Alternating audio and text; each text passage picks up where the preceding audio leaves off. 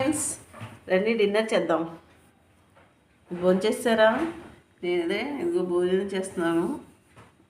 మధ్యాహ్నం కర్రీ ఏమి ఉండలేదన్నమాట. కొత్తిమీర పచ్చడి ఇదిగో ఆమ్లెట్ వేసుకొని అన్నం తినాలనిపించింది. వేడిగా ఆమ్లెట్ వేసుకొని వేడిగా ఉంది.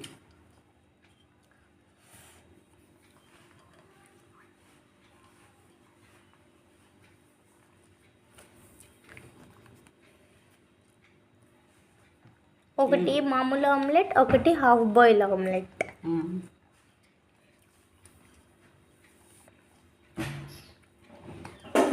చాలా బాగుంది.